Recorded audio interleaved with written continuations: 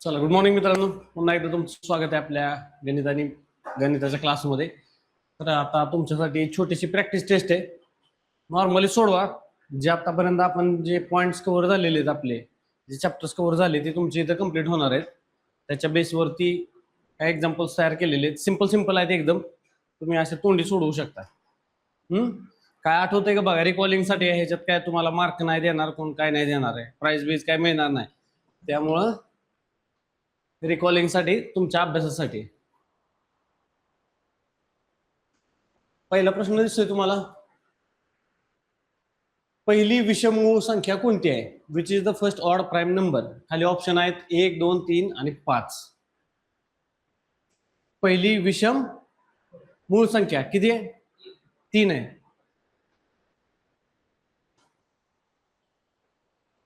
तुला माहिती आहे, एक ही मूळ संख्या पण नाही, मूळ संख्या नाहीये. ठीक आहे. मूळ संख्याचा बेसिक रूल काय आहे आपल्याला?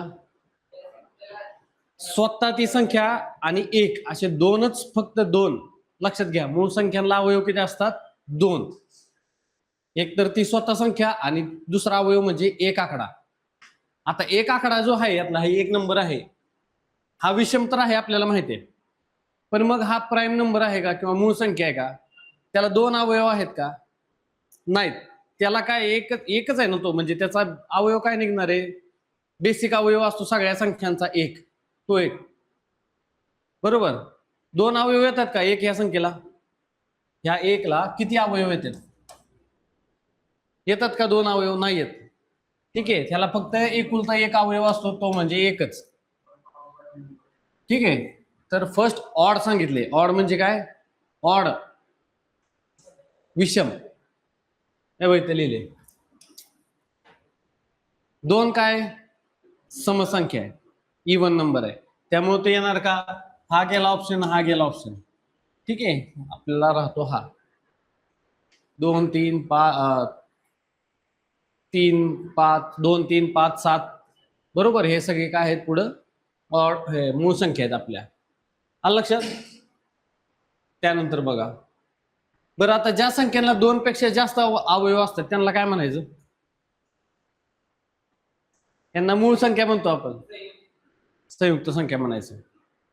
उदाहरणार्थ 4 हा नंबर घेतला. 4 ला अवयव कोणचे कोणचे पडणार आहे? एक तर पहिला फिक्स आहे, त्यानंतर 2 नी 4 ला भाग जातो म्हणून 2 हा अवयव झाला, आणि 4 नी स्वतः भाग जातो म्हणून 4 झाला. म्हणजे त्या संख्येच्या खालचे छोटे छोटे बघायचे अवयव, म्हणजे तेच छोटा पार्ट. नंतर बघा, पहिल्या 5 नैसर्गिक संख्यांची बेरीज किती? 15. ठीक आहे. त्यानंतर पुढचा प्रश्न आहे, सर्वात लहान पूर्ण संख्या कोणती?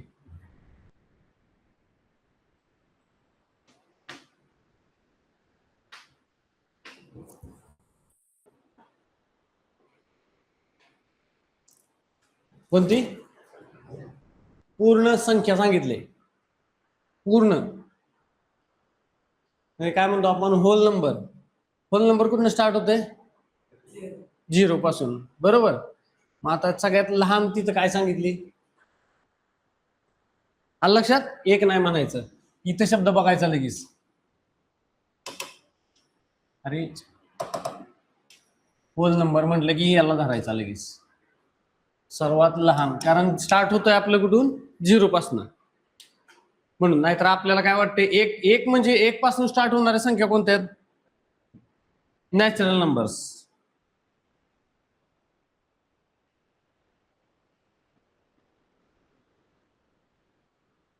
एकच सेकंद. आता हे एक आपल्याला सांगायचं, हा पॉइंट कव्हर झाला नव्हता. हा प्रश्न आहे, 73,521 ह्या संख्येमध्ये 5 ची स्थानिक किंमत किती आहे? स्थानिक किंमत. बरोबर. फेस व्हॅल्यू आणि प्लेस व्हॅल्यू म्हणायचं त्याला. बरोबर. फेस व्हॅल्यू म्हणजे काय? दर्शनी किंमत म्हणायचं त्याला. दिसतं ती. फेस आपला दिसतोय आहे असाच आहे, पण प्लेस कुठं आहे, तुम्ही कोणत्या खुर्चीवर बसलाय त्यानुसार तुमची पॉवर ठरते. लक्षात घ्या, याला प्लेस. बरोबर. त्यामुळे काय आहे, 5 कुठं बसला इथं? आता हा कुठे 1.शतकच्या ठिकाणी, म्हणून त्याची व्हॅल्यू झाली 500. आता यातल्या 3ची किंमत, 3ची फेस व्हॅल्यू तुम्हाला विचारली किती आहे? 3ची फेस व्हॅल्यू,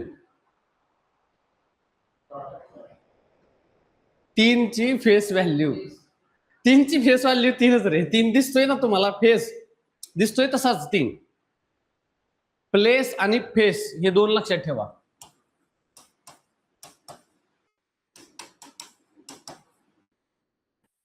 बरोबर. फेस व्हॅल्यू म्हणजे आपला चेहरा आहे समजून घ्यायचं, जसा दिसतोय असाच आहे. आणि प्लेस, मला उचलून कलेक्टरच्या खुर्चीवर बसवलं तर मी कलेक्टर, माझी पॉवर वाढली. मला आणि मुख्यमंत्र्याच्या खुर्चीवर बसवलं तर माझी पॉवर वाढली, प्लेस चेंज झाली. आणि पंतप्रधानाच्या खुर्चीवर बसवलं तर अजून पॉवर वाढते. ही प्लेसचा फरक आहे आपल्या इथं लक्षात घ्यायचं.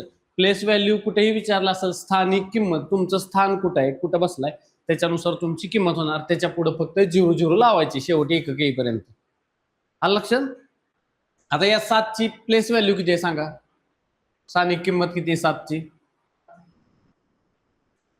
7 या नंबरची स्थानिक किंमत किती आहे? 70,000. त्याची फेस व्हॅल्यू किती आहे? 7च.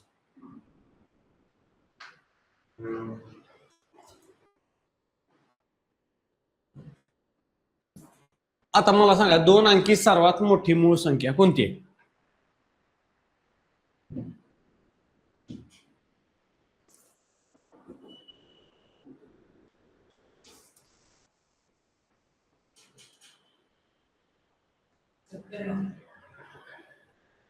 काय करायचं, जरी आपल्याला नाही ना लक्षात आलं, पाठ नसलं तरी तुम्हाला लक्षात येतं, ऑप्शन वरनं कट करायचं. 11च्या पाड्यामध्ये 99 आहे तुम्हाला माहिती आहे, बरोबर. 93 पण काय आहे, मूळ संख्या आहे. पण आपल्याला काय सांगितले, सर्वात मोठी 93 आणि 97. 91 कशात येते? 13च्या पाड्यात, बरोबर. मग ती पण गेली आपली. 93 येते का कशात? 21 हा किती? 3च्या पाड्यात 93 येते का? 9 3 बरोबर की. 3च्या पाड्यामध्ये पुढे येणार, 3 न येणार म्हणजे 6 न 9 न पण जाणार त्याला भाग.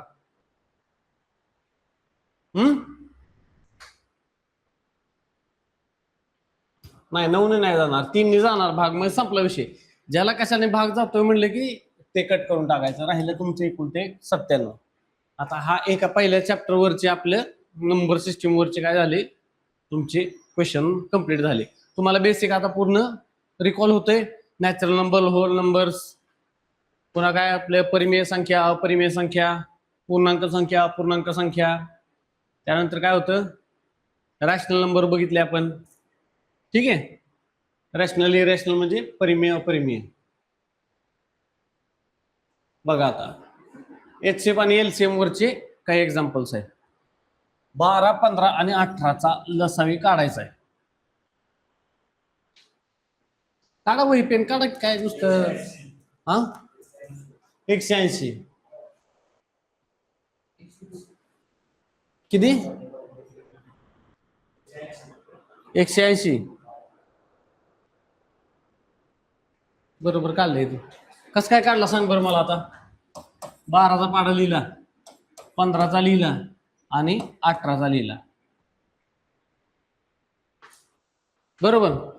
काय केलं तू? ठीक आहे की. आता 18चा पाडा, 18 आहे 180 येणार. ह्याच्यात तर 180 पर्यंत जातच नाही ना आपण, 16 वरती जायला लागणार. अजून दुसरी काय पद्धत आहे का तुमच्याकडं? तू कसं काढला सांग मला. नाही म्हणजे ह्यांना सांगता येते मला, अजून दुसरी काय पद्धत असेल तर सोपी.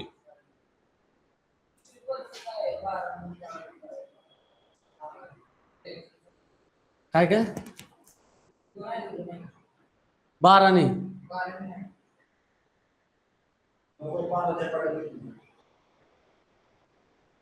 12च्या पाड्यात नाही येत. सिंपल ऑप्शन वरनं जायचं. बेस्ट. ते पण नंतर लय टेन्शन घ्यायचं नाही. याची आयडिया भारी आहे ती. काय करायचं माहितीये का, ऑप्शन वरनं जायचं. आपण काय करत बसणार, 12, 15 बरोबर आणि 18चा पाडा लिहिणार. आपल्या डोक्यात गुंग्या येणार सगळ्या. त्याला इकडे बघ म्हणा, नंतर करत बस.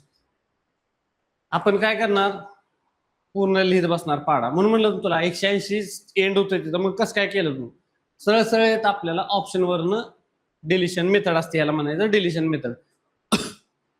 ऑप्शन बघायचे आणि दानादन डिलीट करायचं. आता मला सांगा 12 आणि ह्यातल्या कोणाला कोणाला भाग जातोय, ह्या 12 लसावी म्हणजे त्या संख्ये, म्हणजे ज्या संख्येत ना आपल्या त्या संख्या सगळ्या तिन्हीच्या तिन्ही संख्यानं त्या नंबरला भाग जातो. लक्षात घ्या, लसावी मोठा असतो. मग 12च्या पाड्यात 90 आहे का इथं, 12 × 96 येते बरोबर. हा ऑप्शन कट झाला. 12 × 20 पुन्हा काय आहे, 12 18 येते का 180, पुढे जाऊन येईल ते. ठीक आहे, त्याचा सोडून देऊ आपण. 12 × 36 म्हणजे हे येतंय, हे येतंय 12च्या पाड्यामध्ये बरोबर. 180 येते का, ठीक आहे. 15च्या पाड्यामध्ये बरोबर 15 15 दोन्ही काय ते 15 150 आलं. 120 येते, 15 5 10 15 2800. ठीक आहे, हे 15च्या पाड्यामध्ये पण येते, हे पण येते आणि हे पण येईल. 180 आलं म्हणजे हे पण येणार. ठीक आहे, हे तिने आलंय. 15 90 ह्यात 90 पण येत होतं, पण 12ला 90 नाही. मग हा आपला ऑप्शन कट झाला. 18 180 येते, 18 90 120 नाही येत तिथं आहे ना. पुन्हा हे 8 हे पण येणार आणि हे येणार. मग सगळ्यांमध्ये कॉमन काय आला तुमचा, 180 कॉमन आला, संपला विषय.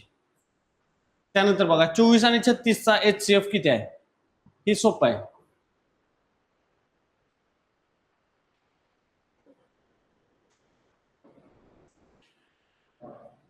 बार 2 24, 12 3 36.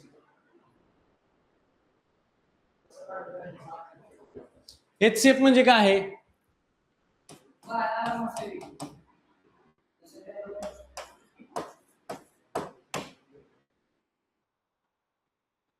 HCF म्हणजे मसावी बरोबर.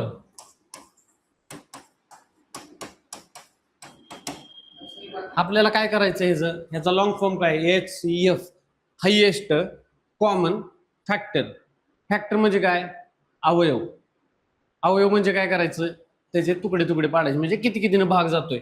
आता ह्या 24ला कितीने जातोय भाग, 1 ने. पुन्हा 2, हा 3 4 6 8 12 आणि 24 स्वतः इथे आलं की थांबायचं. ह्याला 1 2 3 4 6 6 36 6 नंतर काय आहे 6 नंतर 12 आणि 12 12 36 18 एक येईल आणि 36. आता आपल्याला काय काय एक एक, आता आपण काय काय काढलं सांगायचं ह्यातलं, हे कट करत जायचं. फॅक्टर्स काढले आपण, हे काय काय केलं आपण, फॅक्टर्स काढले. आता आपल्याला काय करायचंय, कॉमन शोधायचा आहे. हा शब्द सी म्हणजे काय आहे, कॉमन. कॉमन शोधणार आपण. 1 आहे, 2 आहे, 3 आहे, 4 आहे, 6 आहे. त्यानंतर काय इथं तुमचा 12 आहे आणि मग पुढं काहीच नाही बरोबर. हा शब्द गेला आपला. आता हा काय राहिला शेवटी तुमचा हायएस्ट. ह्यातला सगळ्यात मोठा शोधायचा. कॉमन शोधले तर आपण, त्यातला सगळ्यात मोठा कोणता आहे बरोबर. किंवा असं पण म्हणू शकतो आपण की एखादी संख्या घ्यायची, ह्या 24 आणि 36 ह्याला भाग जाणारी दोन्ही एक कुठली तरी संख्या आहे ज्याने दोन्ही संख्याला भाग जातो. मोठी 6 ने जातो आपण. ठीक आहे, 6 6 36 6 चौक 24. त्याच्यापेक्षा मोठी संख्या सापडते का तुला, 6 ने जातो म्हणजे त्याच्या डबल करून बघायचं लगेच आपण. 12 ने जातोय का बघायचं. 12 2 24 12 3 36. 12च्या पेक्षा मोठी संख्या सापडते का अजून नाही. त्यामुळे मग हायेस्ट कोणता आला, कॉमन फॅक्टर त्याचा 12 बरोबर. हे तर कन्सेप्ट लक्षात आला ना, कन्सेप्ट समजून घेतला ना, तुम्हाला बाकीचं काय जास्त डोक्याला ताण घ्यायची गरज नाही. मग तुम्हाला जरी काही गोष्टी आठवल्या नाहीत तिथं कसं करायचं, हे ज्यावेळेस आठवलं ना तुम्हाला, हे किती 10 सेकंद लागतात लिहायला पटापटा तुम्हाला 1 2 3 4 आणि याला खाली एवढं काही मोठी नाही संख्या दिलेली असली पेपरमध्ये तरी पण कसं असतं प्रेशरमध्ये आपल्याकडनं फास्ट होऊन जातं तिथं. त्यानंतर बघा आता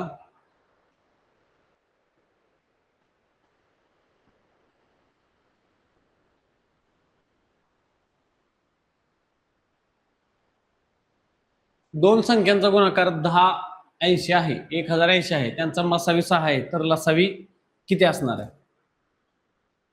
लसावी आणि मसावी आणि संख्यांचा गुणाकार एक फॉर्म्युला सांगितलेला तुम्हाला मी.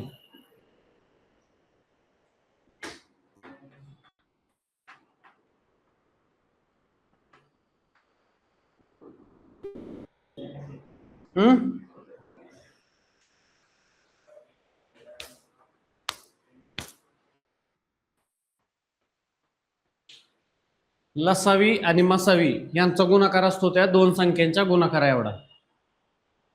ठीक आहे. आता काय सांगितले? मसावी LCM गुणिले HCM बरोबर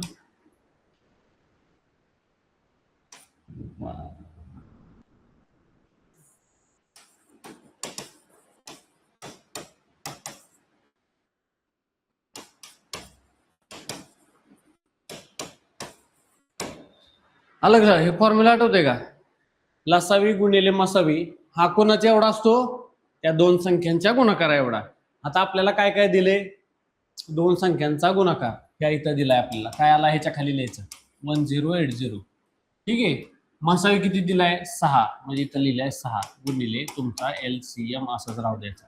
आता हे गुणाकारामध्ये आहे, हे तिकडे गेल्यावर काय होणार? हा इकडे द्यायचा, हा जाणार भागाकारामध्ये. किती झाला? लिहायचं 6 1 6, 4 राहिले 48, 6 8 48, वरती आला 0 तुमचा 180.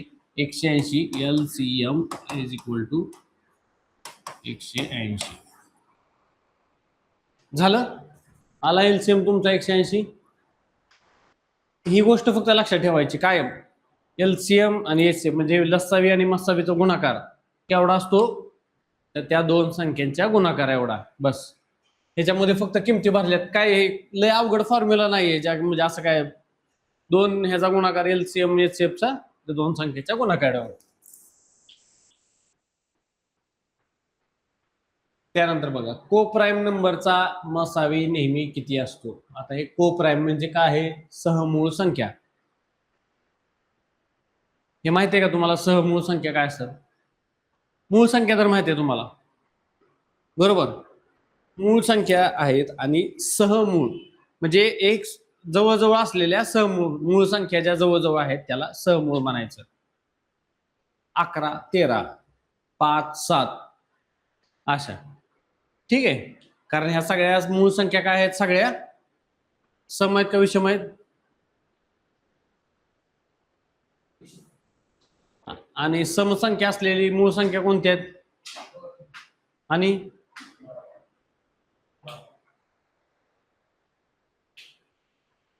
जगात एकुलती एक सम मूळ संख्या आहे 2. एकच कुठे गेला तरी तेवढी एकुलती एकच संख्या आहे सम मध्ये असलेली, बाकी सगळ्या विषम आहेत. संख्या म्हणला म्हणून तुम्ही जोडजोडी करायला लागला लगे. ठीक आहे. ह्या को प्राईम नंबरचा आता 5 आणि 7 आपण घेतली. 5 आणि 7 ह्या संख्यांचे अवयव काय आहेत? हा अवयव काय आहेत मला सांगायचे? याचा 5 1 1 आणि 7 बरोबर. हे ह्यांचे अवयव झाले. म्हणजे एवढ्याच संख्येने याला भाग जातो, ह्याच्या व्यतिरिक्त दुसऱ्या संख्येने भाग जात नाही.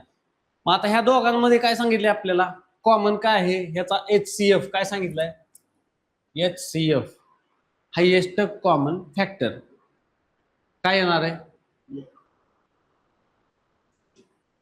1 आला, बरोबर.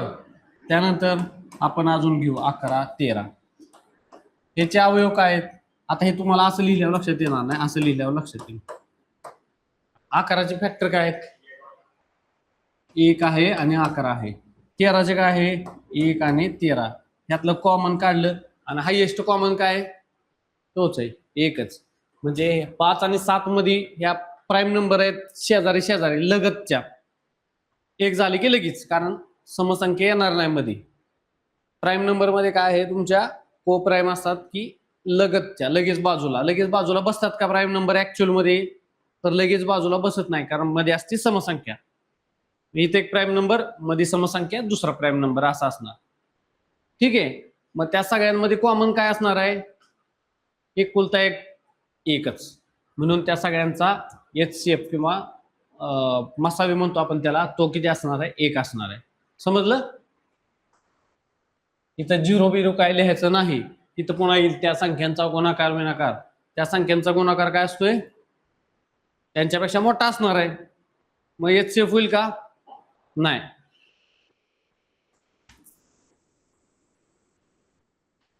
त्यानंतर बघा आता, दोन संख्या 3:4 प्रमाणात असून त्यांचा लसावी 84 आहे. 3:4 प्रमाणात आहेत दोन संख्या, लसावी आहेत 84. तर मोठी संख्या कोणती? ऑप्शन वरनं बघू शकता तुम्ही.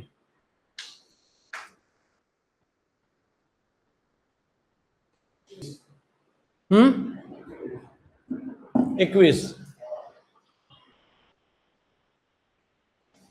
आता बघा तुम्हाला सांगतो, हे 3:4 आहे बरोबर. ह्याचा गुणाकार किती येणार आहे? 12. प्रमाण दिलेले आहे आपल्याला. मग आपण काय करायचं अशा वेळेस? त्या दोन्ही संख्यांचा गुणाकार करायचा. मग आपल्याला काय झालं? त्या दोन संख्या 12x बरोबर. आणि काय सांगितले आपल्याला इथं? त्या दोन संख्यांचा प्रमाण 3:4 असून ठीक आहे लसावी 84 आहे. मोठी संख्या कोणती? आता बघा काय सांगितलं, ह्यातल्या दोन संख्या त्या बरोबर आहे. एक संख्या 3 आहे आणि एक 4 आहे. आपण काय करायचं? लसावी काढतो आपण. लसावी कसा काढतो? त्या दोन संख्यांचा काय करतो आपण? गुणाकार. त्यांच्यापेक्षा मोठा यायला पाहिजे ना, त्यांच्यापेक्षा छोटा यायला नाही पाहिजे. मग आपण ह्याला काय केलं? पहिल्या संख्येला 3x, दुसरी 4x, म्हणजे ह्याचा गुणाकार किती झाला? 12x. x म्हणजे आपण काय केले? आपल्याला ह्याची व्हॅल्यू काढली की आपल्याला बरोबर येणार म्हणजे शेवटी. ठीक आहे. हा 12x बरोबर काय झाला? यांचा लसावी 84 बरोबर. x बरोबर किती झाला? 84 छेद, आलं का? हे इकडं आलं. त्याला गुणिले असतं ना, हे इकडं आलं. हे किती झालं? 12 84. आता ही काय आली तुमची? x ची व्हॅल्यू आली 7. 12 मध्ये 12 गुणिले 7. आता इथं टाकायचं फक्त हे, किंवा ह्यातलं हिला टाकायचं.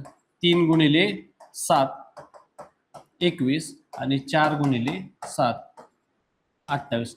ह्या दोन संख्या आल्या. ह्या दोघांचा लसावी किती आहे? 84. आता तुम्हाला काय विचारलं यामध्ये? मोठी संख्या कोणती आहे? मोठी आहे तुमची 28, छोटी आहे 21. समजलं? काय नाही केलं आपण, दोन संख्यांचा रेशो दिलाय म्हणजे आपण त्या दोन्ही संख्या मानले. तिथं एकाला एक संख्या मानली, दुसऱ्याला दुसरी एक्स मानले, म्हणजे आपल्याला ऍक्च्युअल व्हॅल्यू काढण्यासाठी काय केलं आपण? ह्या दोन्ही संख्यांचा गुणाकार म्हणजे काय असणार आहे? आपला लसावी असणार आहे. मग लिहून घेतलं, हाय असं वाक्य दिले तसं. ह्या दोन संख्यांचा गुणाकार काय आहे? त्यांचं प्रमाण आहे ते आहे त्यांचा लसावी 84. 12 गुणिले x म्हणजे 12x बरोबर 84 गुणिले आहे म्हणून ते 12 तिकडे भागाकारात जाणार बरोबर. x ची व्हॅल्यू निघली किती? 7. 7 न त्या दोन्हीला गुणायचं एक्सच्या जागी.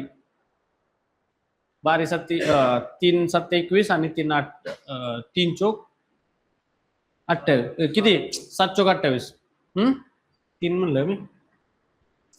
ठीक आहे. हे इथपर्यंत क्लिअर झालं तुमचं? आता पुढचं बघा, प्रॉफिट आणि लॉस या टॉपिकवरचं आपण बघितलेलं, त्याच्यावरचे काय प्रश्न आहे?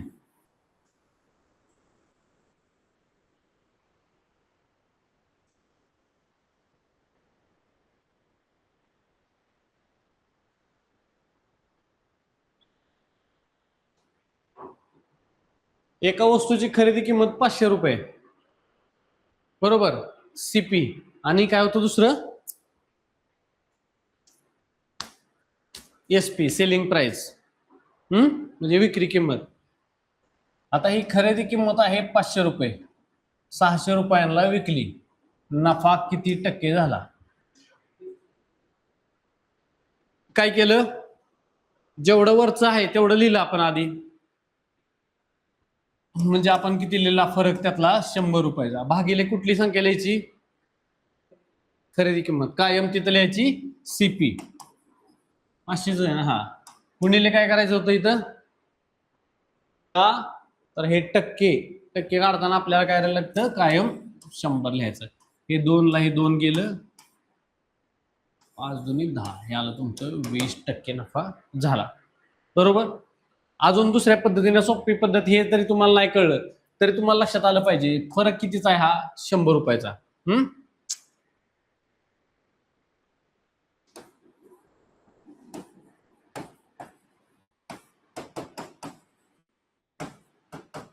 100 रुपयाचा फरक आहे. आता हे 500 रुपये खरेदी किंमत आहे, बरोबर. म्हणजे 500 रुपये हे काय झालं तुमचं 100% झाले त्या दिवशीची व्हॅल्यू विकत घेतलेली, ह्याचे 1% किती होणार आहे, 5 रुपये झाले तुमचे, बरोबर. 100 रुपयाचे 1% किती असतात, 1 रुपया. 100 रुपयाचे 1% 1 रुपया, 100 रुपयाचे 10% 10 रुपये. तसंच आपण 500 रुपयाच्या 1% किती झाला, 5 रुपये, बरोबर. मग आता ह्या 5 ला 20 पर्यंत तुम्हाला लिहायचंय, 500 रुपयाचे 10% किती झाले, 50 रुपये, आणि तुम्हाला ते 100 रुपये करायचे, 500 रुपयाचे 20% किती झाले, संपलं, 20% तुमचे 100 रुपये ऍड केले की आलं तुम्हाला. असं पण करू शकता तुम्ही, हे काही एवढं पण करायची गरज नाही तुम्हाला, फॉर्म्युला ह्याचा 1% आणि ह्यातला फरक लक्षात आला ना तुम्हाला, 500चं 600 झालेत म्हणजे 100 रुपये वाढलेत, मग 500चा 1% किती, 5 रुपये, 500चे 10% किती आहेत, 50 रुपये, 500चे 20% किती होणार आहेत, असं पण काढू शकता आपण, काय नाही, सिंपल आहे एकदम. तुम्हाला फक्त ते प्रॅक्टिस न जास्त तुम्हाला केली की समजून येणार आहे काय गोष्टी यातल्या. अरे याचं पाठीमाग काय होतं का,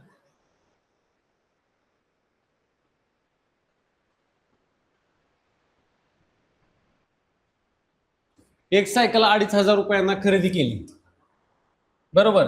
मग खरेदी किंमत काय झाली त्याची, 2,500 रुपये, 20% तोट्याने विकली, तर त्याची विक्री किंमत किती, 20%, 1% काढा किंवा 10% काढा, त्याचे किती येतात सांग.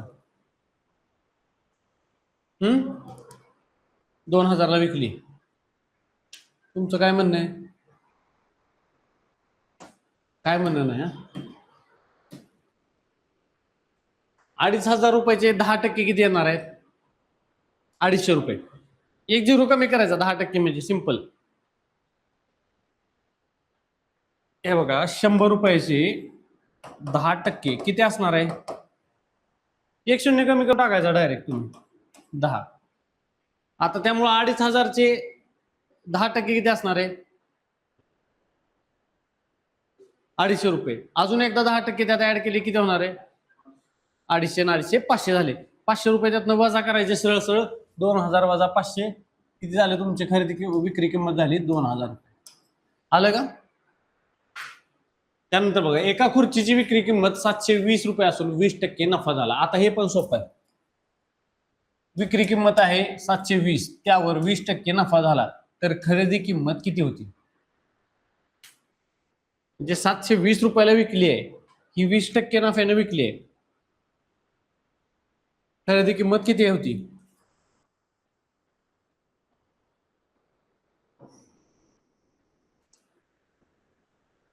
$720 ही ऑलरेडी 20% ऍड आहे त्याच्यात, लक्षात घ्या.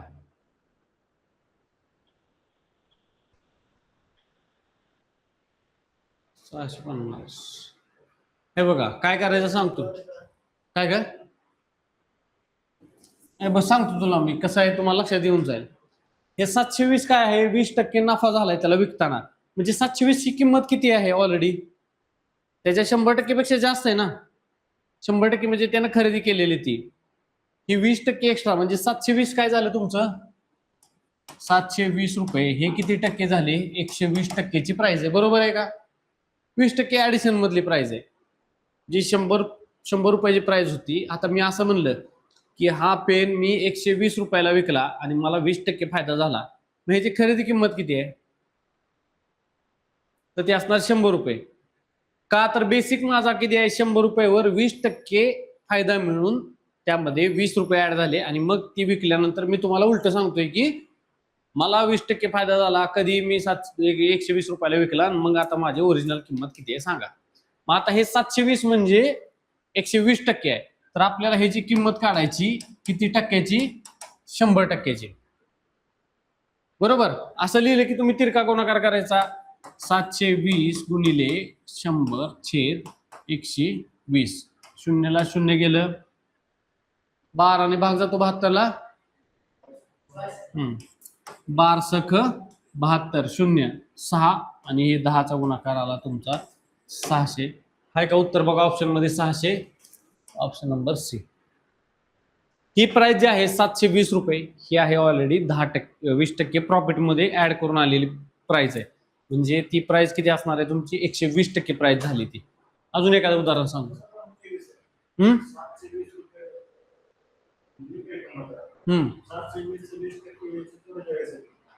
हा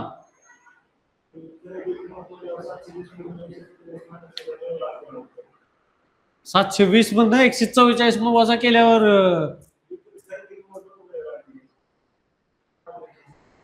720 हे विकलेली प्राइस आहे प्रॉफिट घेऊन. हा खरेदी किंमत विक्रीपेक्षा प्रॉफिट होतो त्यावेळेस खरेदी किंमत काय असते तुझी खरेदी किंमत जास्त असते का विक्री किंमत जास्त असते जेव्हा प्रॉफिट होतो तेव्हा. फायदा आपल्याला कधी होणार आहे जास्त असल्यावर. पण मला बेसिक कन्सेप्ट मी तुला विचारतो मग तुला लक्षात येऊन जाईल काय. ठीक आहे विक्री किंमत जास्त असल्यानंतर आपल्याला होणार प्रॉफिट. मग आपण काय केलंय तर आपल्याला सांगितलंय का एक्झाम्पल मध्ये की 20% प्रॉफिट ऍड करून 720 रुपयाला विकले. मग आता आपल्याला तो 20% जो प्रॉफिट झालाय ना तो काढायचा आहे. पण तो प्रॉफिट कशावर झालाय मूळ किमतीवर 20% प्रॉफिट झालाय. ह्या 720 वरती 20% नाही झाला. आलं लक्षात. प्रॉफिट झालाय तुमच्या ह्या खरेदी किमतीवर झालाय. म्हणजे 3 किमती आपल्याला 3 काय आहे तुमच्या ह्या किमती आहेत खरेदी किंमत आणि विक्री किंमत. प्रॉफिट कशावर होणार आहे आपल्याला ही खरेदी किंमत असती याच्यावरती प्रॉफिट होतो विक्री किमतीवर प्रॉफिट होत नाही आपल्याला. म्हणजे त्याच्यावर नाही लावायचा तो 20% तुम्ही म्हणताय ते. ठीक आहे कन्सेप्ट क्लिअर झाला ना गोष्ट. नक्की गडबड करू नको आधी म्हणजे काय होतं परीक्षेला पुन्हा तुम्हाला कन्सेप्ट लक्षात येणार नाही.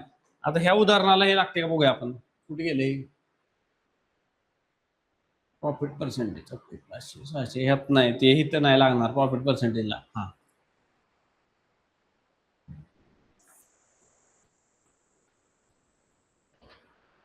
आता बघा 10 वस्तूंची खरेदी किंमत ही 9 वस्तूंच्या विक्री किमती एवढी आहे तर नफा किती झाला.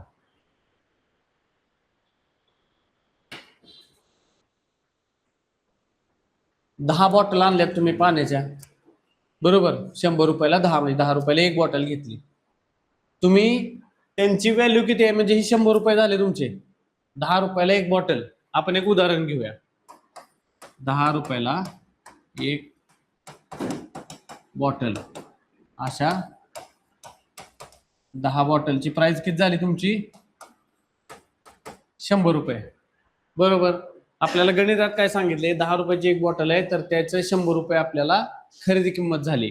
बरोबर ही काय आहे तुमची सीपी म्हणजे इथं मराठीतनं लिहितो तुम्हाला लक्षात येईल.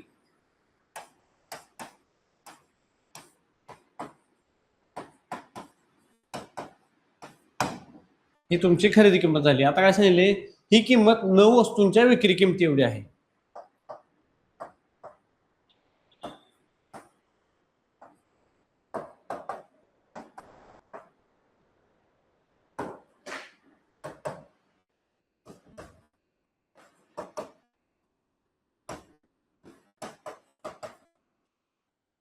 आता ह्या 9 बॉटल तेवढ्याच 100 रुपयालाच विकलेत आपण घेतलेल्या 10 बॉटल 9 बॉटल विकल्यात. आपल्याकडे काय झाले शिल्लक किती राहिली किती बॉटल शिल्लक राहतात एक बॉटल. मग ते प्रॉफिट आहे का लॉस आहे आपला बरोबर. त्या बॉटलचा काय झाला आपल्याला प्रॉफिट झालेला आहे बरोबर. त्याला काय होतं माहिती का 11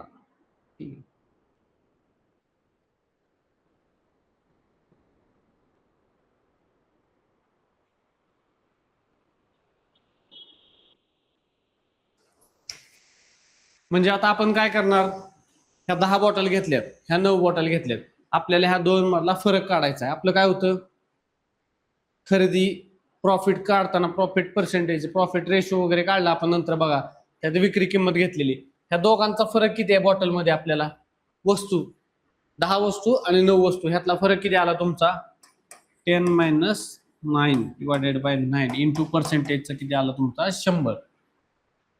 आलं लक्षात, हे पर्सेंटेज टक्के ऐकलंय नाही, तर नफा किती झाला हे आपण काढत होतो. ठीक आहे, मग ह्याच्यात काय करणार आहे आपण, आता ह्याचं वजा बाकी करा बरं किती आहे, तर याला वरती घेतो मी अजून, लिहितो काय 10 वस्तू मायनस 9 वस्तू केले आपण, भागिले किती झाले तुमचे 9 टोटल, बरोबर, गुणिले 100 केलं आपण. ह्या 10 - 9 किती झाले तुमचे 1/9 गुणिले 100. यानं भागाकार करायला येतो का ह्याला 100ला,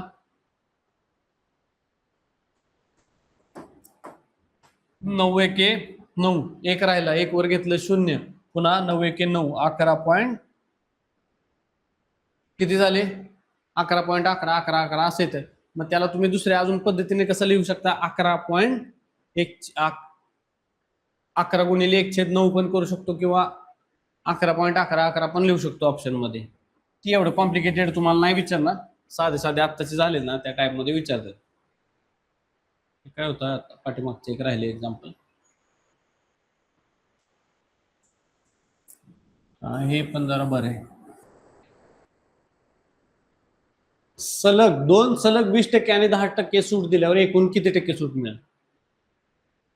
दोनदा आपण काय केलेलं डिस्काउंटिंगचं केलेलं बघा, डिस्काउंट किती किती भेटतो.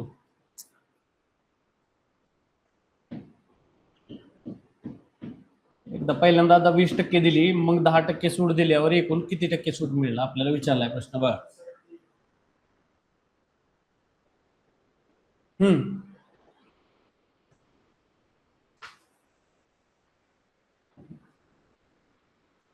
हे तुला कळलं नाही, काय केले 10 वस्तू खरेदी केल्यात. एक बॉटलचं आपण उदाहरण घेऊया, पाण्याची बॉटल आहे ही 10 रुपयाला मिळते आपल्याला. अशा 10 बॉटल घेतल्यात आपण, 100 रुपयाला घेतल्यात आणि विकल्यात मी किती रुपयाला, 100 रुपयाला 9 बॉटल विकल्यात. एक बॉटल माझ्याकडे शिल्लक राहिली आहे, तो माझा प्रॉफिट आहे. लक्षात, म्हणजे 10 रुपयाला मी घेतली, पण मी थोडे थोडे पैसे प्रत्येकात वाढवलेत काय ना काहीतरी, तेव्हा मला ती एक बॉटल शिल्लक राहते. लक्षात आलं का, म्हणजे जर मी 1 रुपया वाढवला, 10 रुपयाला घेतली आणि 11 रुपयाला विकली, तर मला किती मिळणार आहेत एक्स्ट्रा पैसे 10 बॉटलचे,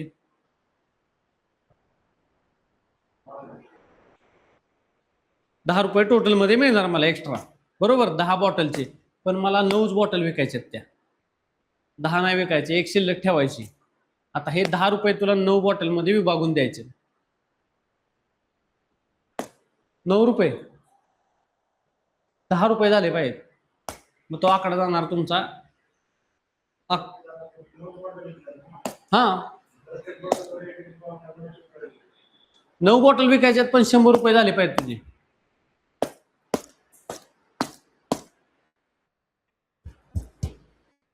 लक्षात आलं का तुम्हाला, कळलं का एक्झाम्पल काय आहे ते तर कळलं का. ह्या 10 बॉटल आणल्यात आपण 100 रुपयाला, बॉक्स आणला एक 10 बॉटलचा, तोच बॉक्स हाय असा आपल्याला विकायचा आहे 100 रुपयाला, पण एक बॉटल आपली काढून घेतली त्यातनं, म्हणजे तो तुमचा असणार आहे प्रॉफिट, एक एक्स्ट्रा बॉटल.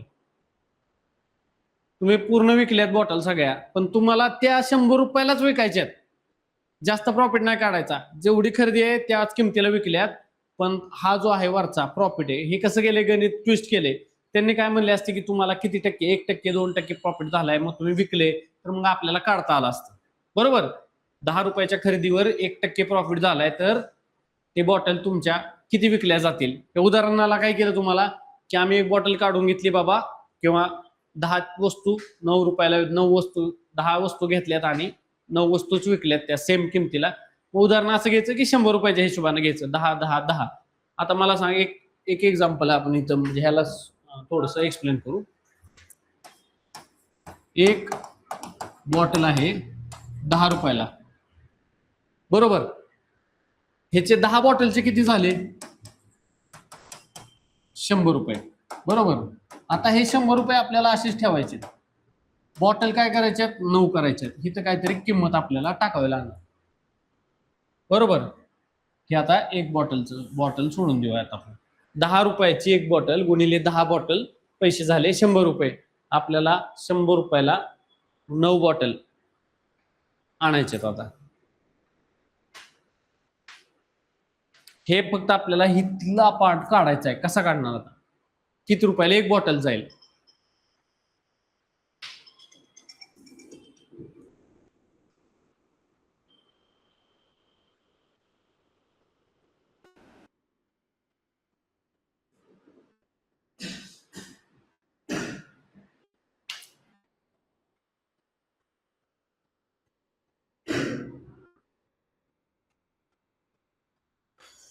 विषय तर लक्षात आला ना तुम्हाला काय आहे नक्की?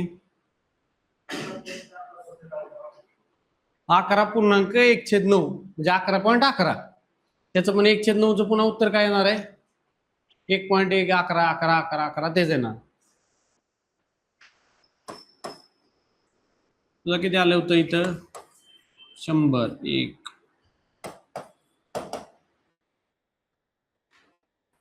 हे काय करणार तू इथं? 11.11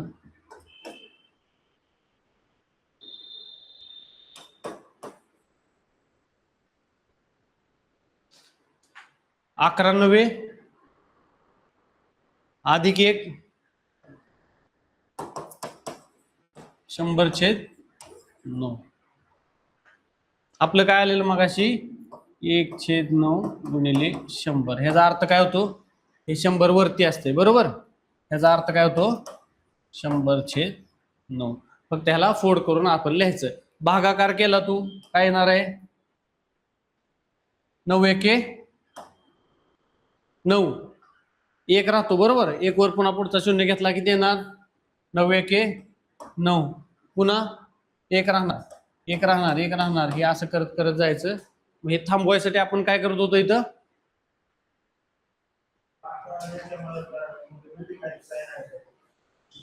कुठं? हे अरे हे काय झालं इथं लिहिताना? इथं खाली वर येत नाही ना, असं असतं ही संख्या. आलं का लक्षात? जो स्पेस आहे हे इथनं सेपरेट आहे आणि हे सेपरेट आहे. हे सेपरेट आहे, हे सेपरेट आहे. आलं लक्षात?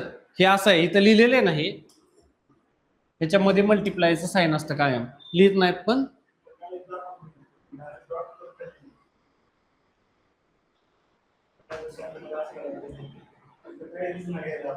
काहीच नसतं. एक पूर्ण संख्या दिली असते 3.4/9 असं दिलं तुला. 3.4/9 असं असतं डायरेक्ट लिहिलेलं. हा इथं काय झालंय ते प्रिंटिंगला त्याच्यावर येत नाही, वर्ड फॉर्मॅटमध्ये घेत नाही. मग त्याला ते गुगलवर जावा, तिथं टाका, तिथं काय वेळेस कॉपी पेस्ट होत नाही. मग ते फॉन्ट जे असतो वर्ड मध्ये येत नाही ह्याच्यावरती. आता भरपूर ठिकाणी दिसेल तुला काय काय गोष्टी यातल्या मराठी किंवा इंग्लिश ते टायपिंगला थोडंसं हे होतंय. आता हे सांगा, 2दा सलग काय केले? सूट दिली आपल्याला. एकदा 10%, एकदा 20%. सॉरी, पहिल्यांदा 20% ऑफर दिली, मग पुन्हा 10% दिली. तर टोटल मध्ये किती ऑफ दिले तुम्हाला?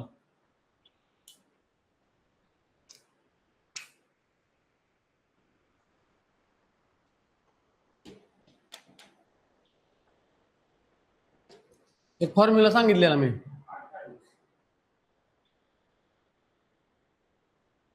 दोन्ही ऑफरची काय करायची? दोन्ही डिस्काउंटची पहिल्यांदा बेरीज करायची. वजा काय करायचं? दोन्ही डिस्काउंटचा गुणाकार करून भागिले 100 करायचं. हे पण लय सोडून द्या. साधा आपलं 100 रुपयाच्या ह्यानं कॅल्क्युलेशन कर. 100 रुपयावर 20% डिस्काउंट दिल्यावर किती होणार? 80 रुपये झाले. बरोबर. आणि त्या 80 वरती अजून 10% दिल्यावर 8 रुपये झाले. बरोबर का? म्हणजे पहिला 20 रुपयाचा गॅप आणि नंतर 8 रुपयाचा गॅप. टोटल गॅप किती झाला तुमचा? 28. पूर्ण 30% मिळालं का? दिसताना आपल्याला आकडा कसा दिसतोय? 30% मिळाले आपल्याला ऑफ. मग हे 100 रुपयाच्या तुलनेत हे 20 आणि 8 28. 100 रुपये आपलं बेसिक किंमत होती, हे 28 रुपये कमी दिलेत, म्हणजे किती गॅप झाला तुमचा? 28% गॅप झाला.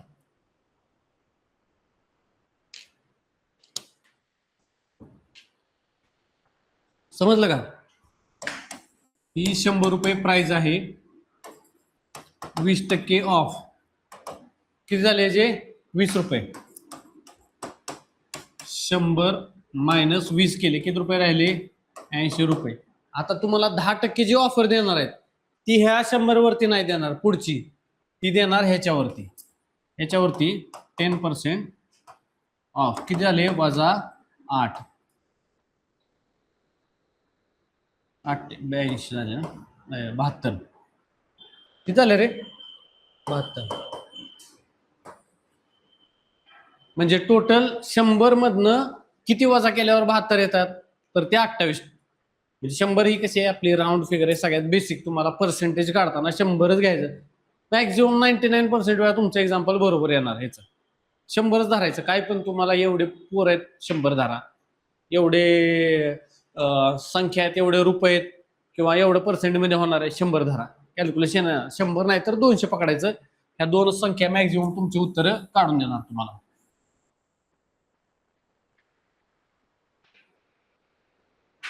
आता हा पार्ट आहे लास्टचा, पार्टनरशिपचा. ए आणि बी अनुक्रमे 10,000 आणि 15,000 गुंतवले. ए आहे, हा बी आहे. 10,000 आणि 15,000 गुंतवून व्यवसाय सुरू केला. बरोबर. वर्षाच्या शेवटी 25,000 नफा झाला तर एचा वाटा किती असतात?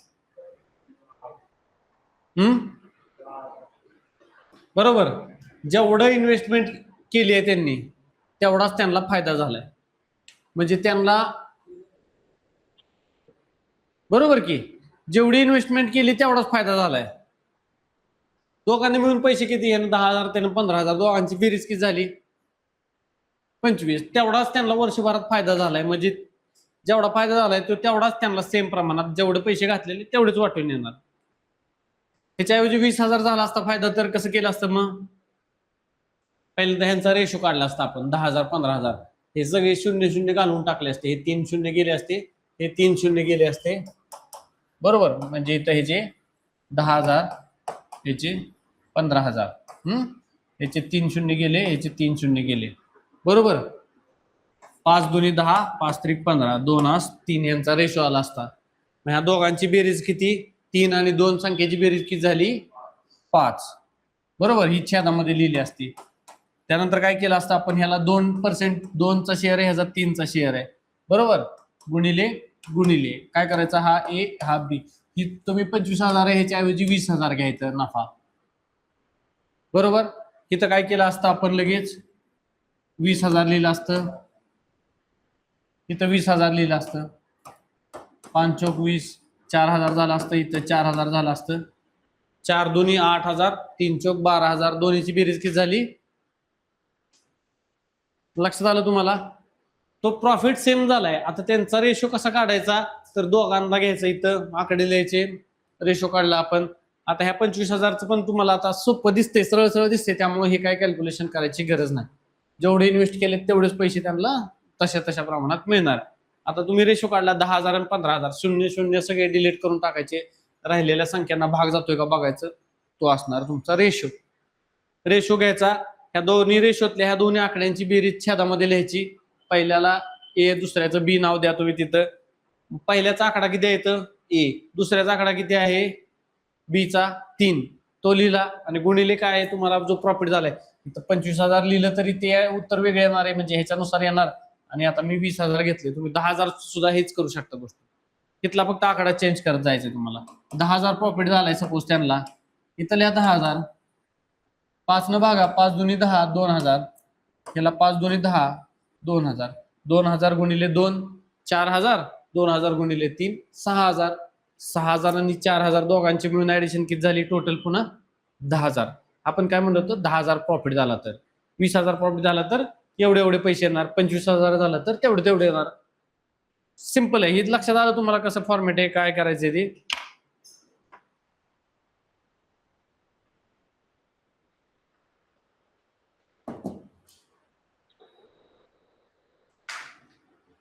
त्यानंतर नेक्स्ट एक्झाम्पल बघा.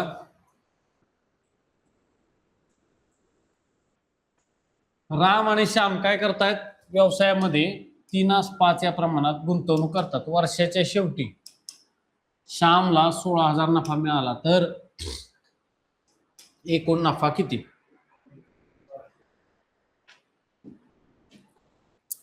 काय करायचं सांगा मला. ह्याच्यामध्ये प्रोसेस काय करायची?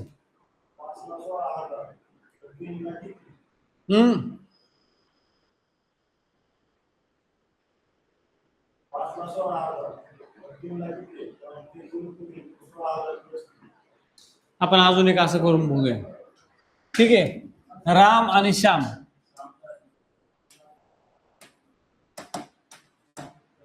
ह्याची दोघांची ऍडिशन किती झाली? 8. बरोबर. इथं छेदामध्ये आपण काय करूया? 8 लिहून घेऊया. बरोबर. आता राम याचा किती आहे? 3 आहे. याला किती आहे? 5 आहे. बरोबर. इथं आपल्याला किती प्रॉफिट झालाय माहित नाही. याचा प्रॉफिट किती झालाय आपल्याला माहित नाही. आता इथं किती? त्याला 16,000 नफा मिळालाय त्याला. आपण इथं काय केलं होतं या एक्झाम्पलला? 20,000, 15,000 रेशोनं काय केलं आपण? तू उत्तर काढलेलं तसं आलंय का ह्याच्यात? किती आलंय तुझं? 25,600 आहे का उत्तर? हा. आता म्हणजे असं केलंय ना तू, राम आणि श्यामचं 5,000, 3ला किती आहे माहित नाही आपल्याला, आणि 5चा रेशो दिलाय आपल्याला 16,000. बरोबर. याचा तिरका गुणाकार करायचा.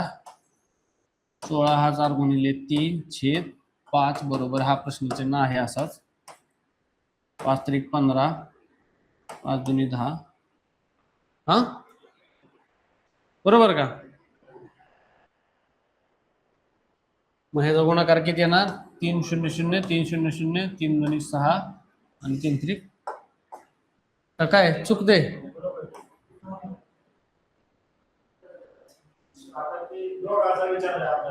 16 पंचे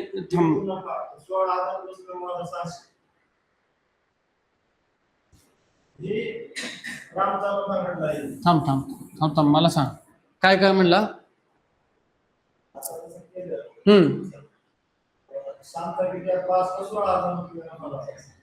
हा 9,600 गुणिले 3 करायचा. आपल्याला काय विचारलंय? एकूण नफा विचारले ना. ठीक आहे बरोबर आहे. एकूण विचारलंय ना. किती झालं आता? 9,600. 9,600 प्लस इथं तुमचा 16,000.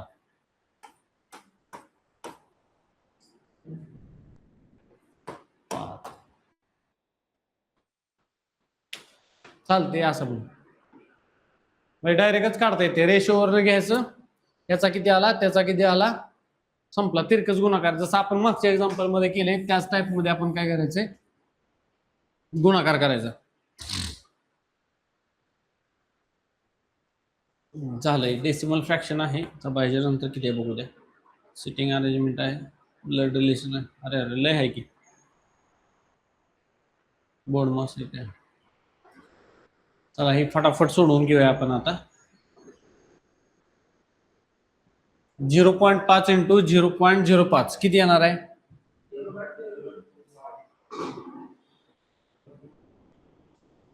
0.025. बरोबर. काय केलं? ह्या 5चा आणि ह्या 5चा डायरेक्टली गुणाकार केला. आपल्याला संख्या आली 25. बरोबर. मग काय केलं? इथे एक घर आहे, इथं 2 घर आहेत. मग टोटल 3 घर. 1 2 3 घर दिली. झालं आपलं उत्तर. लक्षात येते का तुम्हाला दोघांना? थोडं येते का? काय करायचं? इथं 0.5 आणि 0.05 दिले. त्यातला फक्त अशा टाईपचं एक्झाम्पल आलं की डायरेक्ट आकडा घ्यायचा. यातला काय नंबर त्यातला शून्य सोडून द्यायचे, पॉईंट सोडून द्यायचे. नंबर दिसतोय तुम्हाला 5. 5चा डायरेक्ट गुणाकार करायचा. 5चा आणि ह्या पुढच्या 5चा किती झालं? 25. ठीक आहे. लिहून घेतलं तुम्ही 25. हा 5 उडवला, हा 5 उडवला. आता हा इकडून किती घर आहे? डॉटच्या आधी किती घर आहे तिकडं? इकडे एक आणि इकडे दोन, 3 घर आहेत. मग आपण मोजायचं 1 2. आता इथं काहीच नाही, मग 0 घ्यायचं आणि म्हणजे हे 3 घर कंप्लीट झाली. हे आलं तुमचं उत्तर. आलं लक्षात? त्यानंतर बघा 3/4 दशांश रूपात लिहा डेसिमल फॉर्म मध्ये. 3/4 ही बॉटल 3/4 भरली म्हणजे किती टक्के भरली? म्हणजे 4% पेक्षा 4% ह्यातले 1 2 3 पार्ट भरलाय. 25 25 25 25 असं टोटल 4 म्हणजे 100 होतात. त्यामुळे काय करणार तुम्ही 0.75. आता 0.50 म्हणलं तर किती पर्सेंट तुमचं किती टक्के कसं लिहिणार तुम्ही ह्याच्यामध्ये 0.50 ला? डेसिमल नाही, तुम्हाला जर ह्याच्यात अपूर्णांकात लिहायचं असेल तर 2/4 नाही 1/2. त्याचा पुन्हा भागाकार करायचा, जेवढं लोएस्ट आणता येईल तुम्हाला ती. आता पुढचं एक्झाम्पल आहे. अरे मोठं करायचं नाही. 1.2 अधिक 0.12 अधिक 1.12 गुणाकार आहे का बेरीज आहे बघा.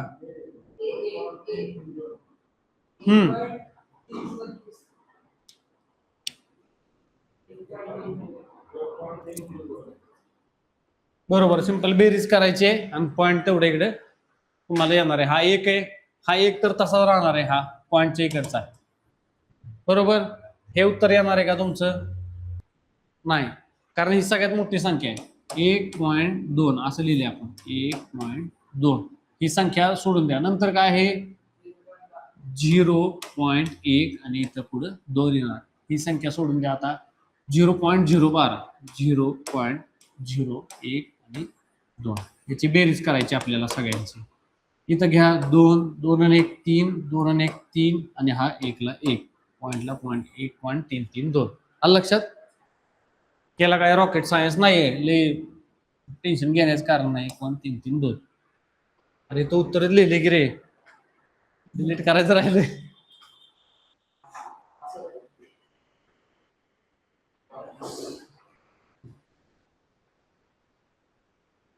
दिसतंय 25 अधिक 5 अधिक 4 गुणिले 2 वजा 3. हे कसं सोडवणार? बोर्ड मास त्याच.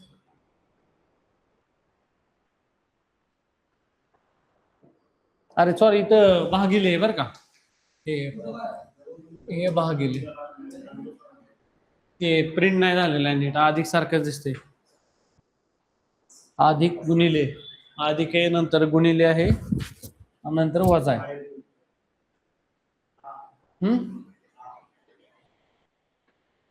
10.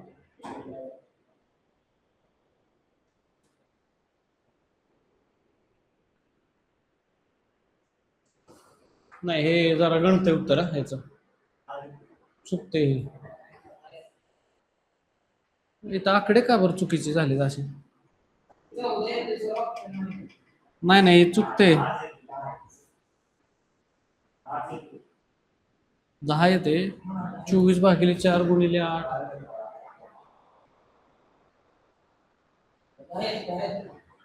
10 येते ना, माझ्यात वेगळं इथं, त्यात वेगळं आले. नाही ना, म्हणजे आकडेच माहिती वेगळे. 24 25 पहिल्यांदा ही स्टेप करायची. बोर्ड मास म्हणजे ब्रॅकेट ऑफ, बरोबर. हे सोडून द्या, आता ब्रॅकेट नाही त्यामुळं डिवायडेशन करायचं पहिल्यांदा, बरोबर. 25/5 किती झाले? 5. त्यानंतर हे काय आहे अधिक, नंतर मल्टिप्लिकेशन करायचं, बरोबर. याचं मल्टिप्लिकेशन 4 2 8 करायचं, बरोबर.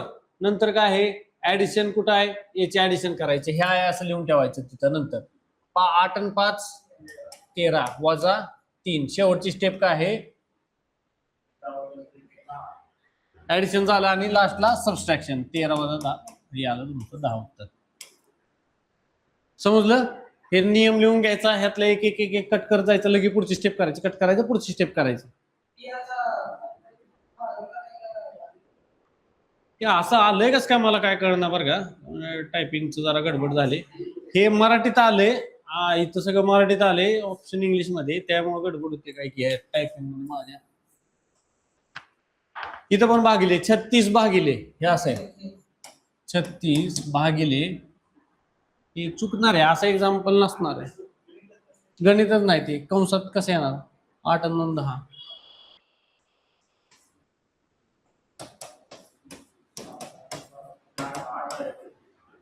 ह्याचा पहिल्यांदा भागाकार करायला आपल्याला पहिला ब्रॅकेट सोडवायला लागणार बरोबर.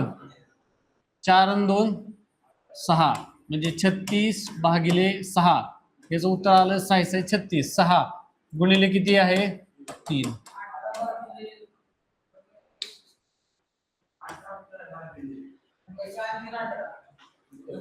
हे बघ हे बघ हे बघ हे बघ हे बघ हे बघ ब्रॅकेट आहे.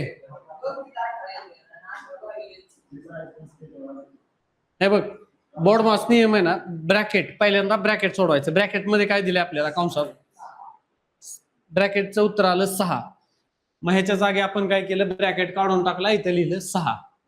पहिली संख्या तशीच लिहिली 36 नंतरची संख्या पण तशीच लिहिली 3 हाय अशी बरोबर. आता ह्या पहिल्यांदा आपला सेकंड नियम बोर्ड मास मधला बी गेला ऑफ सोडून दे डिवाइड काय करता येते का बघायचं. तर भागाकार दिसतोय का कुठं 36 भागिले 6 किती येणार उत्तर तुझं 6. बाकी 3 राहिल्यात तसाच लिहिलाय आपण. त्या बाकीच्यांना हलवायचं नाही अजिबात. जे ज्या गोष्टी पाहिजेत तेवढ्याच. मग ऍडिशन आहे का सबस्ट्रॅक्शन आहे का बघायचं काय नाही. आधी मल्टिप्लिकेशन आहे मग 6 त्रिक 18 झाले. ऍडिशन आहे का अजून काय आहे का नाही. आता मला सांग तुला काय म्हणायचं होतं.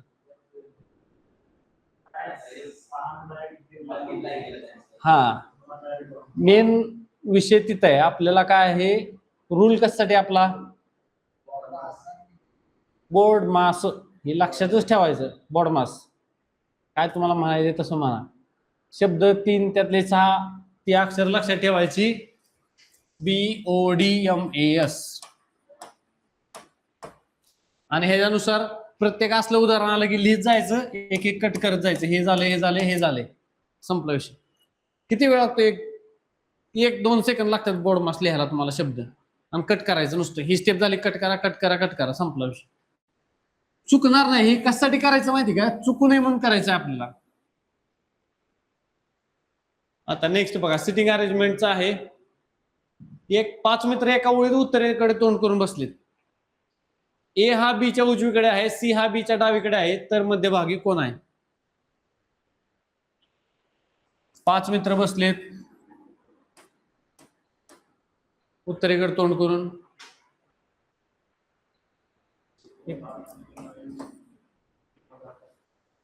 ए हा बीच्या उजवीकडे आहे. इथं कुठं पण लिहूया.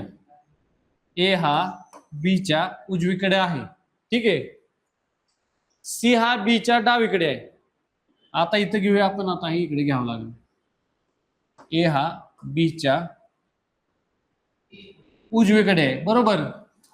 सी हा बीच्या डावीकडे सी हा बीच्या डावीकडे आहे. तर मध्यभागी कोण आहे तिघांमध्ये. आता हे तिघांचंच दिले अजून 2 जणांचं असतं म्हणजे कळ असतं आपल्याला. तर ह्यांच्यामध्ये दोघांच्या कोण येणार आहे सध्याच्या पोझिशनवरनं तिघच दिले त्याच्यात. तर तिघांमध्ये बीच मध्ये येणार आहे ठीक आहे. किंवा ही माहिती आपण नाही असं पण म्हणू शकतो सिंपल. कारण आपल्याला 5 जण सांगितले एक्झाम्पल मध्ये 3 जणच दिलेत तर तुम्ही त्याच्यावरनं काय काढू शकत नाही. इथं राहते शिल्लक. ही अजून पोझिशन कुठे बसू शकते तुमची BCA. इथं पण पोझिशन बसू शकते. इथं कुठं बसू शकते AP आणि C. इथं पण पोझिशन बसू शकते. इथं बसू शकते. इथं मध्ये बसलेत ऑलरेडी त्यामुळं त्याचा काय विषय नाही एवढा. आता बघा हे 6 मित्र बसलेत PQRSTU वर्तुळाकडे तोंड करून बसलेत आतमध्ये.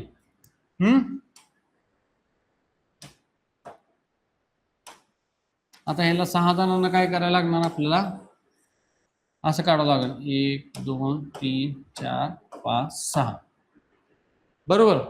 हे 6 जण बसलेत PQRSTU वर्तुळाकार टेबलाभोवती केंद्राकडे तोंड करून बसलेत आतमध्ये.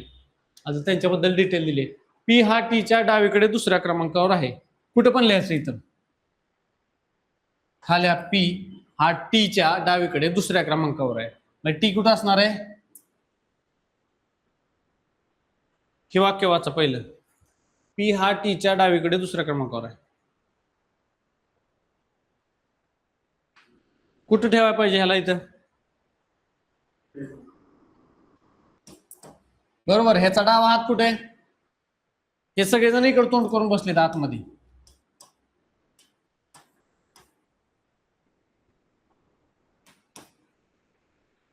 बरोबर.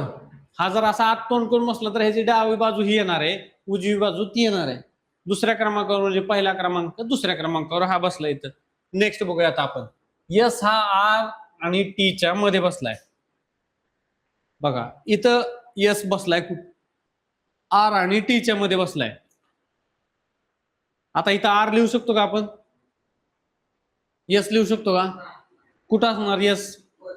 इथं असणार. बरोबर. टी यस हा आर आणि टीच्या मध्ये बसलाय. समजलं? हा टी आहे, हा आर आहे, त्याच्यामध्ये यस बसलाय पुढच्या वाक्यानुसार. यस बद्दल माहिती सांगितली, आर आणि टीच्या मध्ये. क्यू हा आरच्या लगत उजवीकडे आहे. क्यू हा आरच्या लगत उजवीकडे. बरोबर. उजवी बाजू कोणची आहे त्याची? आता कोण राहिला आपला? संपला. एवढंच दिले. आता फक्त राहिलाय यू. आता ह्याच्यावरून आपल्याला प्रश्न सोडवायचे. हे सगळ्यांची अरेंजमेंट झाली आपली. आता प्रश्न बघा काय तर पी आणि आरच्या मध्ये कोण बसलेला आहे विचारले आपल्याला. पी आणि आरच्या मध्ये बसलाय तुमचा क्यू. Option number D. सोपं आहे ना? नेक्स्ट एकच आहे यातलं. आता ब्लड रिलेशन बघूया आपण.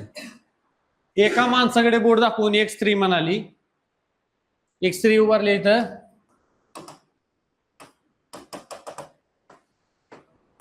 ठीक आहे. ती काय म्हणाली या माणसाकडे बोट दाखवून? त्याच्या आईचा एकुलता एक मुलगा, म्हणजे ह्याच्या आईचा एकुलता एक मुलगा हेच असणार आहे. बरोबर. दुसरं वाक्य झालं. मी इथपर्यंत झालं. आईचा एकुलता एक मुलगा हा माझा पती आहे. एकुलता एक मुलगा म्हणजे ह्या बाईचा पती आहे असं म्हणते ती. म्हणजे हिचा कोण असणार आहे तो ऑलरेडी? काय काय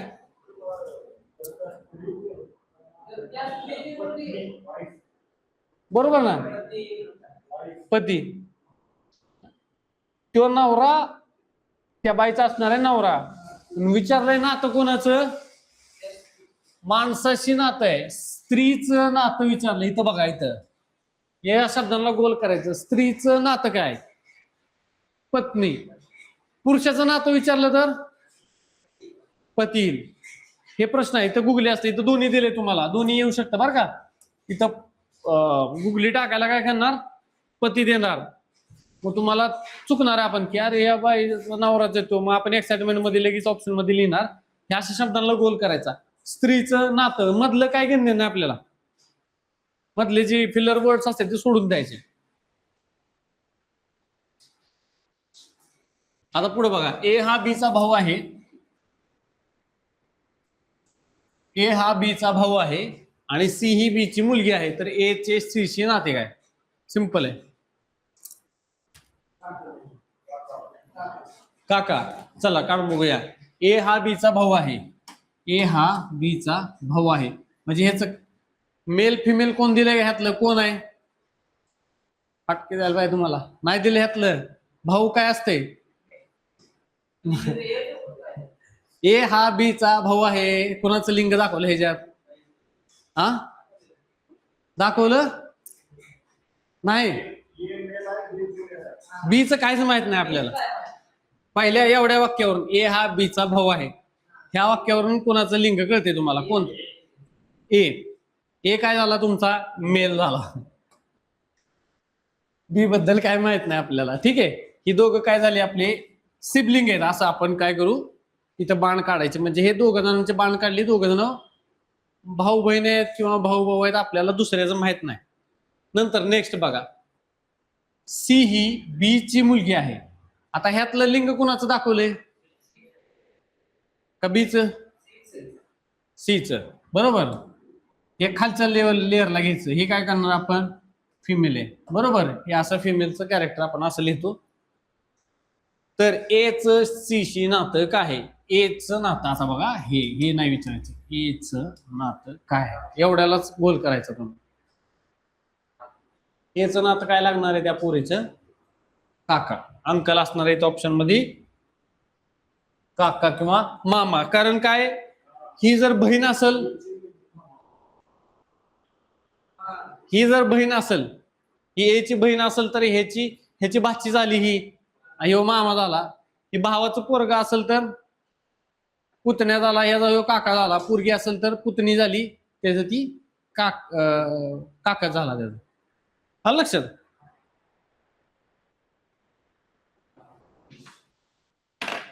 आलं लक्षात? आतापर्यंतचा पाठ एकदा आपला रिव्हिजन मस्तपैकी झालेला आहे.